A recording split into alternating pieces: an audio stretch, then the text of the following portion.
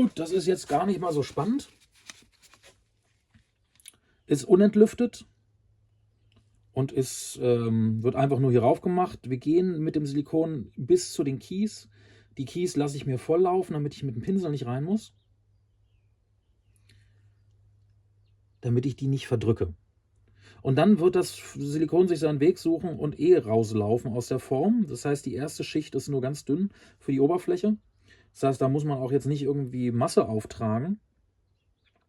Und nachher werden wir uns alles, was übersteht, mit einem Cutter wegschneiden und dann nochmal ein bisschen versäubern mit dem Tool.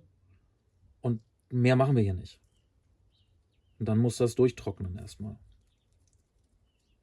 Dadurch, dass es dann so dünn wird an manchen Stellen, müssen wir es relativ lange trocknen lassen. Man kann das nicht nur anziehen lassen, bis es nur noch klebrig ist, sondern man würde das dann wirklich hier bei 180 Minuten hat man eine Verarbeitungszeit von so 20 Minuten. Dann wird es anfangen anzuziehen. Das heißt, man wird das auf jeden Fall über eine Stunde hier stehen lassen, damit man dann weiterarbeiten kann. So. Habe sogar zu viel angerührt für meinen Geschmack. Ich hätte mir bestimmt hier 50 Gramm weniger machen können. Aber lieber zu viel als zu wenig. So, jetzt müssen wir es hier drehen, damit ich sehe. Ihr seht es wahrscheinlich schon. Hier gehen wir rein und ihr seht, die hat noch sehr viele Blasen, die Form. Das ignorieren wir jetzt erstmal, das wird sich selbst entlüften.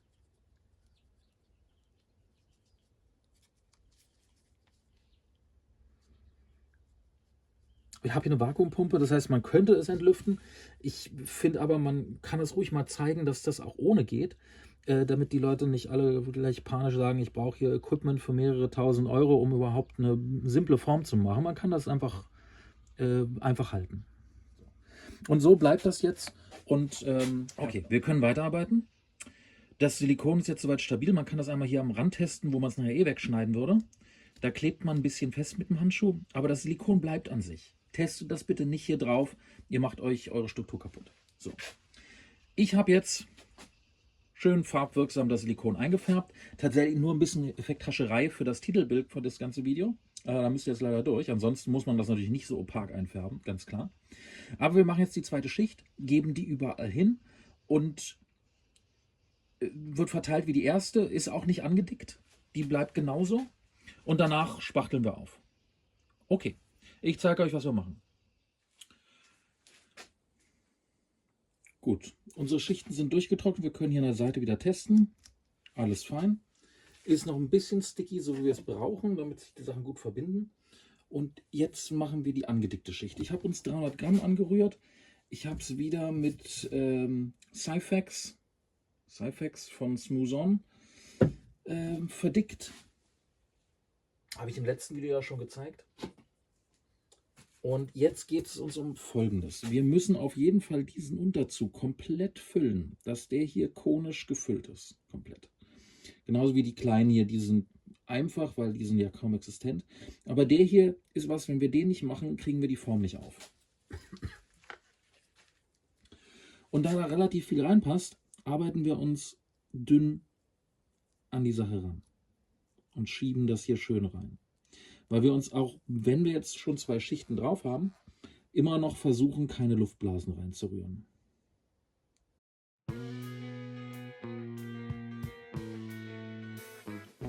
Und die Schicht färbe ich auch gar nicht ein, weil durch die Verdickung enthält die hier unfassbar viele Luftblasen und wirkt deswegen weiß. Das ist eigentlich das transparente Silikon. Aber da sind jetzt Mikroluftbläschen drin und die machen das ganze Zeug weiß und deswegen muss man es nicht einfärben. So, ich mache jetzt hier schon die anderen Finger ein bisschen, dass wenn ich hier weiter aufbaue, würde ich bis hier rüber kommen. Und dass wir da alles abgedeckt haben.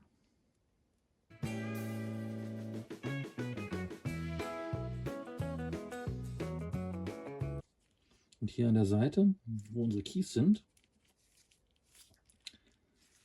gehe ich auch relativ dick drüber, weil das wird die Stelle sein, wo wir es auseinanderschneiden. Und da möchte ich genug Material haben, um dass es da nicht zu dünn wird und nicht zu labbrig ist.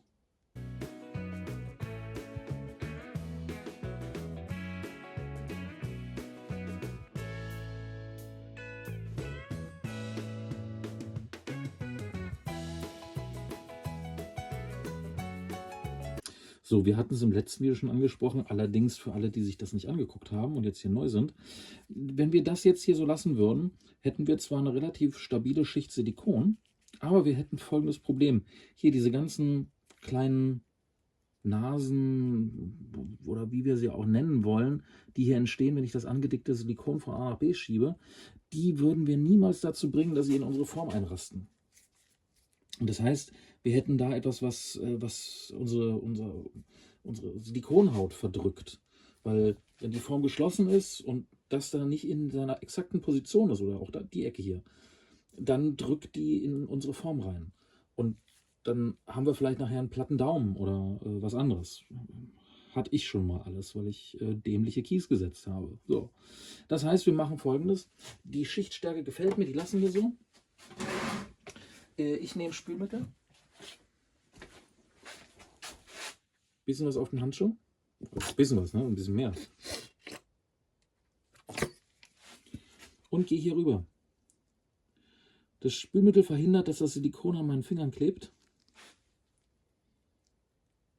Und ich ziehe mir alles glatt.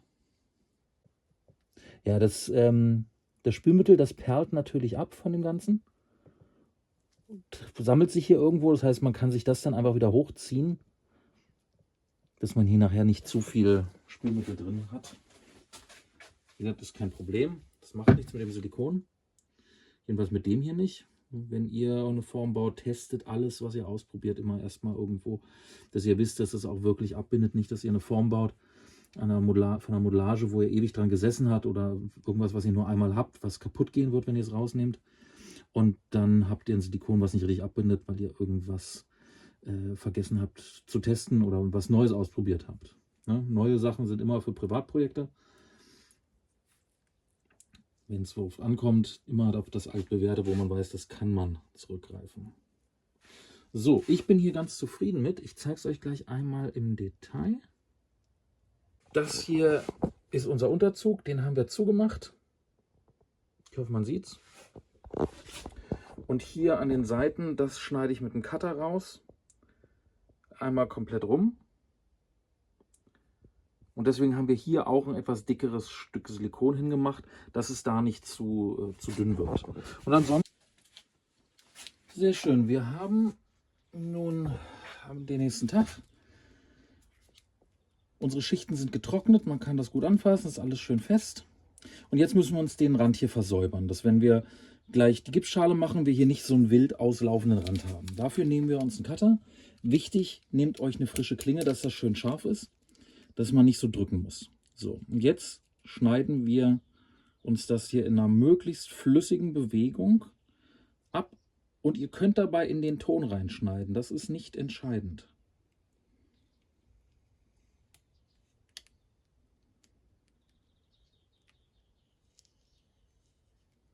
So, und jetzt wird das vorsichtig hier irgendwo angehoben und ihr geht rüber und zieht euch das weg.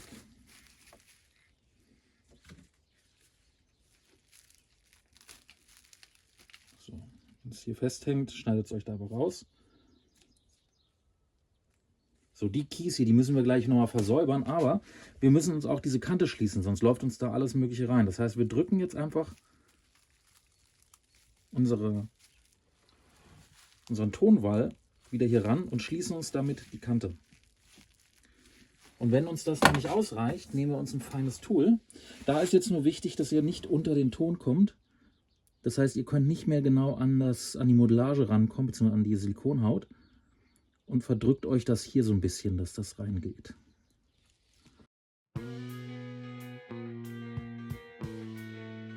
Die Kies arbeiten wir nach. Ich muss hier mal rübergreifen, das sieht bestimmt dämlich aus.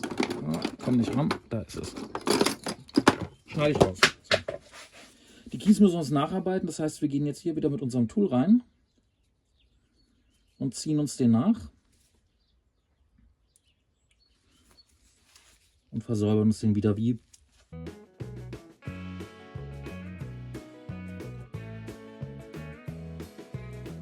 so, das hättet ihr euch jetzt verhindern können, wenn wir hier uns einen Wall gesetzt hätten. Dann hätten wir hier nicht einschneiden müssen. Aber wenn wir den Wall abziehen, zieht auch der wieder den Ton runter, weil das Ton auf Ton ist. Deswegen ist es in meiner Welt die Variante die bessere. weil man muss eh nacharbeiten. Und ansonsten muss man eventuell hier nochmal was schräg wegschneiden. Das finde ich die Variante hier schöner. Und hier den Tonwahl ein bisschen nacharbeiten, das ist kein großer Aufwand. Und auch immer hier, ne, es gilt wie immer, das ist nicht der einzige Weg und es muss auch nicht unbedingt der beste Weg sein, bloß weil ich das jetzt hier behaupte. Ausprobieren. Ne? Möglichst nicht auf einen Job, wo es drauf ankommt. Aber am Ende muss man selbst seinen Weg finden, wie man Formen für sich selbst gut baut und wie man gut glücklich damit ist.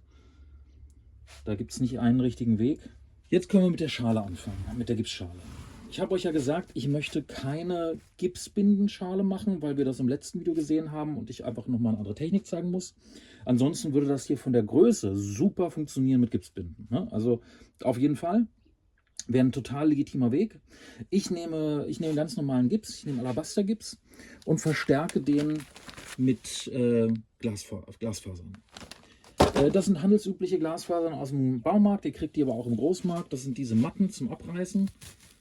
Man muss aufpassen, die dürfen nicht zu dicht sein. Man muss sich die immer beim Verarbeiten mit Gips ein bisschen lockern, dass überall was zwischenkommt, weil sonst hat man Bereiche, wo nur Glaswolle ist und kein Gips.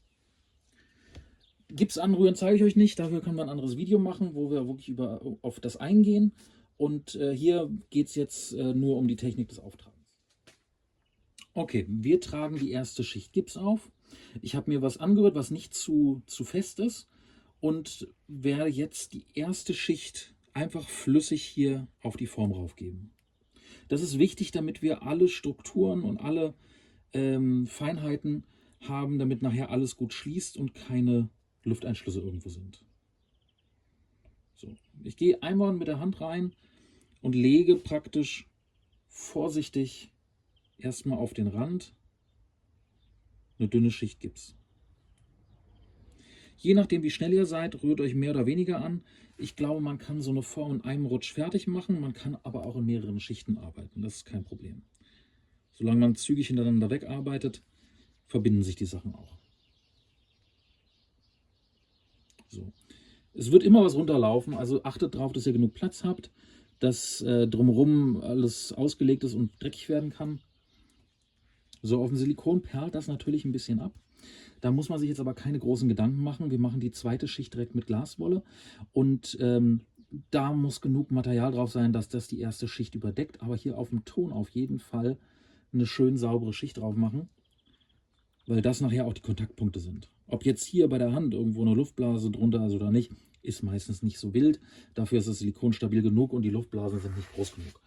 Aber auf dem Ton, da haben wir die Kontaktpunkte, da wäre es doof. So, ich mache mir so ein Stück Glaswolle jetzt erstmal einfach voll mit ein bisschen Gips von beiden Seiten, dass wir dann so aussehen. Dann wird das ein bisschen einmassiert und dann lege ich es mir hier schön zusammengeklappt. Ich muss mal gucken, ob man es sieht, deswegen habe ich kurz gezögert. Hier in den Rand rein. Der erfüllt folgende Funktion. Da wir nachher Druck auf die Form ausüben, besteht immer die Gefahr, dass was bricht. Und wenn was bricht, ist es kaputt und das wollen wir nicht. Deswegen setzen wir uns was ein, dass wenn es bricht, es trotzdem zusammenhält durch die Glasfasern. Das könnt ihr auch mit Sackleine machen, mit Jute oder sowas in der Art. Wichtig ist, dass ihr irgendwas in eure Form einarbeitet, die das Ganze nachher vom Brechen bewahrt. So. Könnt gleich versuchen, hier so eine Kanten an der Seite mit einzuarbeiten. Je weniger müsst ihr nachher schleifen. Ich würde empfehlen, 2 Lagen Glaswolle zu machen. Aber auch nicht mehr. Wenn das Ding nachher nur aus Glas besteht, knackt es auch weg. Das bricht da nicht auseinander, aber das ist nicht so formstabil. Also ein gesundes Mittelmaß. Und dann müsst ihr alle Luft rausdrücken, die da eventuell drin ist. Und wie gesagt, bei so einer Größe hier würde ich eigentlich auch auf Gipsbinden gehen. Das dient jetzt hier vorwiegend, um die Technik zu zeigen. Es hat auch einen stärkeren Schluss. Man kann mit Gips natürlich mehr Druck aufbauen beim Zumachen. Das heißt, wenn man was hat, was gefährdet ist, dass die Kante, die Naht, hier der Formschluss, nicht perfekt ist oder man ihn perfekter braucht, ist natürlich Gips stabiler und man kriegt nachher eine schönere Presskante hin. Das muss man auch dazu sagen, als wenn man jetzt nur mit Gipsbinden arbeiten würde, weil Gipsbinden dann doch sehr viel weicher sind. Man kann hier natürlich auch dann auf einen härteren Gips gehen, auf einen härteren Dentalgips. Ich hatte jetzt hier Alabaster da und wie gesagt, es muss hier nicht viel können. Es muss nur schließen. Hier haben wir noch ein bisschen Luft drin. Muss man rausklopfen. Ja, so, das ist gut. Deswegen, hier muss das nicht viel können. Es muss einfach nur die Form halten.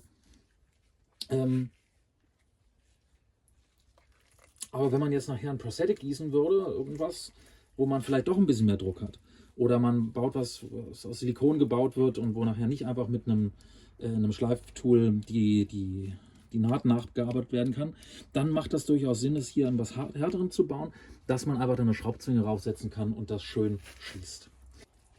Und das ist nachher eine Gratwanderung, wie dick man das Ganze macht. Es wird natürlich auch immer schwerer. Wenn man das nachher schwenken muss, die Form. Die hier ist jetzt klein genug, dass ich die einfach massiv ausgießen werde. Aber würde ich die schwenken und muss die andauernd drehen, ist das auch ein Faktor, auf den man achten muss. Kann man die halten? Braucht man mehr als eine Person dann zum Verarbeiten? Also das sind alles so Punkte, die muss man sich überlegen, bevor man mit dem Formbau anfängt. Gut, ich wäre jetzt hier fein mit der Glasfaserschicht. Okay, wir kommen langsam an einen Punkt, wo wir weiterarbeiten können. Ich lege jetzt hier schon mal vorsichtig mit einem Tool, das könnt ihr auch mit einem Löffel machen nebenbei, das restliche Material hier auf die Kante rauf.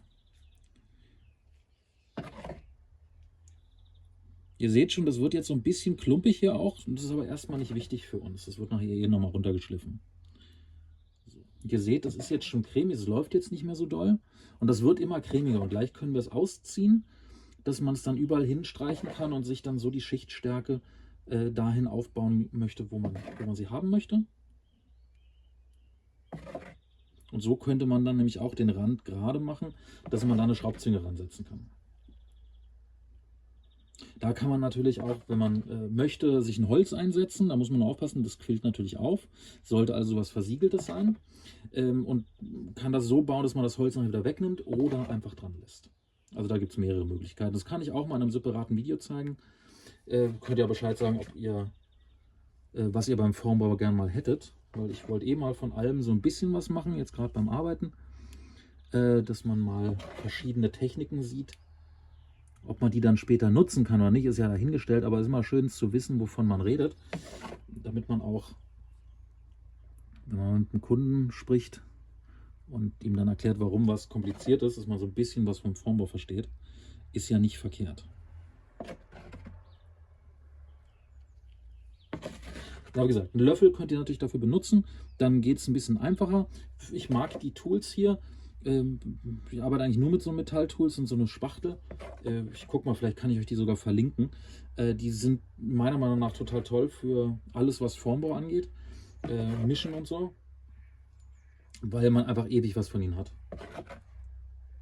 Und die Runden hier muss man sich nicht mal anschleifen. Ich hatte eine Weile lang die eckigen. Da musste ich mir immer, hier, da musste ich mir die Seiten wegschleifen, damit ich damit die Formen nicht kaputt mache. Also die Becher, meine ich. Ach, heute kann ich nicht reden. So, was sind unsere gefährdeten Stellen? Wir werden es mindestens an 4 Punkten, wahrscheinlich 5 Punkten festschrauben. Das heißt, hier wird eine Schraube sein, hier gegenüber und hier vorne ist eine. Und dann werden wir hier noch welche verteilen. Das heißt, das sind so unsere Punkte. Da müssen wir darauf achten, dass wir da wirklich genug Material haben, um die Form stabil genug zu machen, dass, wenn wir da ein bisschen Druck ausüben, nicht gleich irgendwas kaputt geht. Es gibt diese Acrylgipse. Ich glaube, A-Kristall heißt er. Auch ein tolles Material, kann man auch super mit arbeiten, weil es natürlich auch nicht giftig ist, wie jetzt hier so ein Gips auch nicht giftig ist. Da werde ich mal ein separates Video machen und da mal eine Technik mit zeigen. Funktioniert genau wie das jetzt hier, ist aber noch mal ein bisschen fester. Ich habe bloß leider den nicht hier, ich habe den in der Werkstatt in Berlin, so dass ich den euch hier leider nicht zeigen kann. Ansonsten arbeite ich damit auch ganz gerne, wenn es nur um so eine simple um so simple Stützformen geht.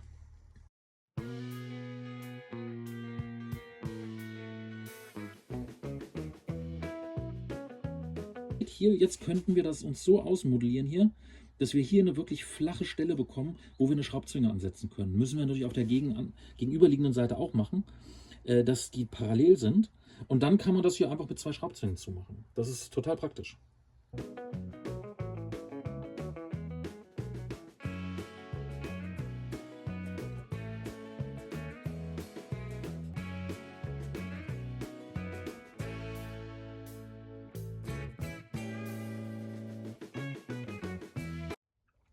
So ist für mich jetzt der Stand erstmal gut.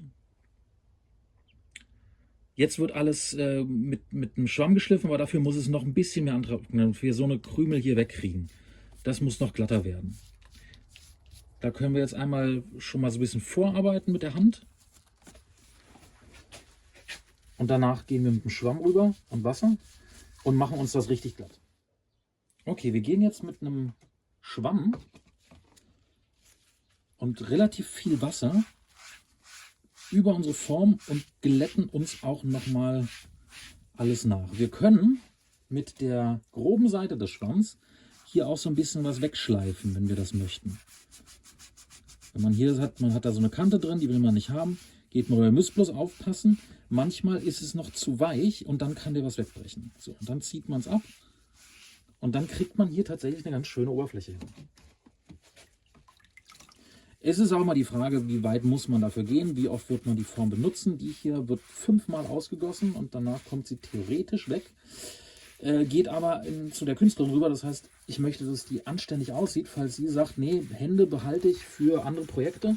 Macht ja durchaus Sinn. Und dann möchte ich, dass sie da auch durchaus mehr mit rausgießen kann. Und wenn man Form aus der Hand gibt, möchte man natürlich auch nicht, dass die räudig aussehen. Na, natürlich ist uns das allen schon mal passiert, man hatte keine Zeit, man baut eine Form über Nacht. Und dann ist die nicht ordentlich geschliffen oder dann hat die noch irgendwo eine Matte drin, dann ist das so. Aber in dem Moment, wo man Sachen rausgibt, gibt man ja auch so eine kleine Visitenkarte von sich raus. Und das Statement, arbeite ich sauber oder nicht. Und da muss man einfach gucken, wie weit will man gehen.